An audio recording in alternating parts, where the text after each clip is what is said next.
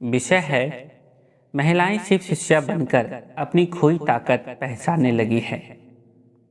श्री श्री सनातन foundation ने गुरु पूर्णिमा के अवसर पर पिछले 9 जुलाई 2017 को अग्रसेन भवन रांची में एक संगोष्ठी का आयोजन कराया था, जिसका विषय था बेटों से घर हैं, बेटियों से हम हैं। पिछले अंकों में आपने पढ़ा कि संगोष्ठी में श्री रामेश्वर मंडल जी, श्री अर्चित आनंद, अनु जी और अनुनीता जी ने समाज में बेटियों की चिंताजनक स्थिति के बारे में शिव शिष्यों को सचेत किया था। उसी कड़ी में अब आगे पढ़िए गतांग से आगे। संगोष्ठी को आगे बढ़ाते हुए वैश्विक शिव शिष्य परिवार की अध्यक्ष बरखा सिन्हा ने कहा कि मुझसे पूर्व इस मंच पर आए वक्ताओं ने बताया कि भारत और बिहार सरकार के आंकड़ों के अनुसार सिवान जिले में बेटियों का अनुपात बेटों से अधिक है, यानी 1000 बेटों पर 1004 बेटियां। यह हमारे लिए गर्व की बात है कि हमारे वरीण गुरुभाता साहब श्री हिंदानंद जी की जन्मस्थली सिवान से हमें ऐसी सुखद खबर मिली है।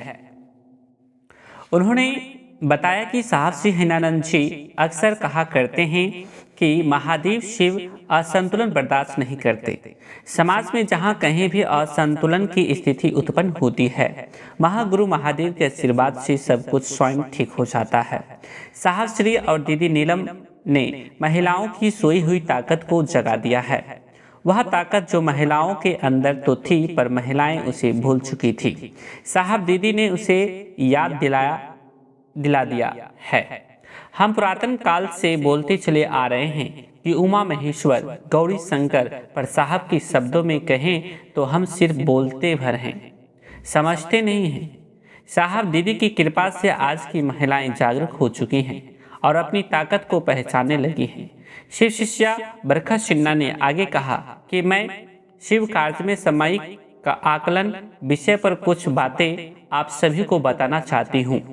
उन्होंने स्पष्ट करते हुए कहा कि सामयिक का अर्थ होता है समय के अनुकूल, यानी जो आज के समय में चल रहा हो। जैसे कि आप और हम सभी जानते हैं कि 80 के दशक से साहब श्री हिंदानंद जी ने लोगों को शिव का शिष्य बनाकर उनके कष्ट दूर करने का जो पुनीत कार्य आरंभ किया है, वह आज भी चल रहा है। साहब दीदी ने लोगों को शिव का शिष्य बनाकर उन्हें 3 सूत्र का पालन करने की बात बताई थी।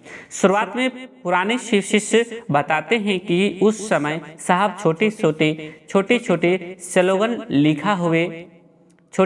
स्लोगन लिखे हुए स्टिकर लोगों को देते थे, ताकि वे इसे अपने घर में या गाड़ी पर चिपका सके।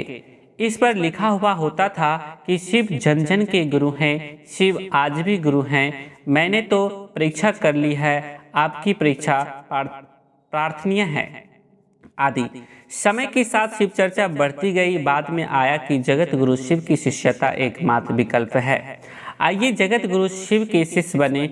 इस प्रकार समय बीता और सब कुछ समय पूर्व से एक नया स्लोगन दिया गया है कि आइए भगवान शिव को अपना गुरु बनाएं। दूसरे शब्दों में कहें तो बच्चा जब छोटा होता है तो उसे काकाहारा ABCD इत्यादि सिखाया जाता है। जब वह थोड़ा बड़ा होता है तो धीरे धीरे उसके शैक्षणिक स्तर में भी वृद्धि होती है। उसी प्रकार साहब द्वारा शिव शिष्यों को धीरे धीरे आध्यात्मिक स्तर पर भी मजबूत किया जा रहा है।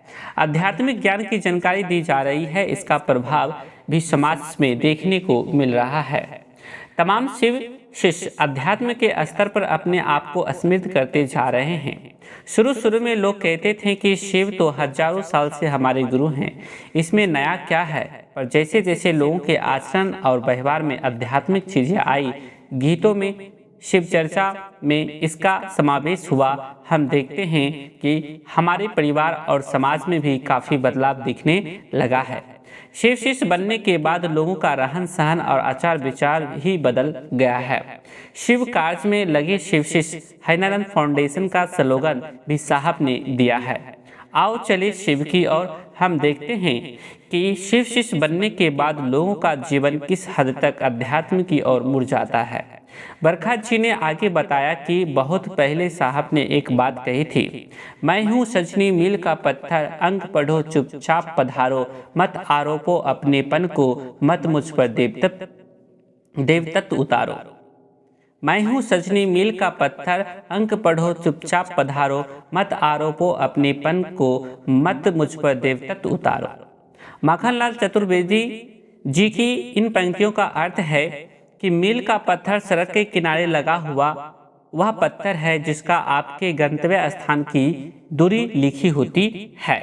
अर्थात इस पत्थर से आपको पता चलता है कि आपने अपनी मंजिल की ओर अभी कितनी दूरी तय की है और कितनी तय करनी बाकी है। साहब श्री हिरणानंद जी का कहना है कि मानव मात्र को शिव गुरु की दिशा में ले जाने वाला मैं सिर्फ एक मील का पत्थर हूँ और कुछ नहीं। कई शिव शिष्य साहब के पैर छूने लगते हैं तो वे नाराज हो जाते हैं और कहते हैं कि मैं जिससे शिव से प्रेम करता हूँ, जिसके बस में मैं हूँ, आप भी उससे प्रेम कीजिए, उसी के बस में हो जाइए, मेरे नहीं।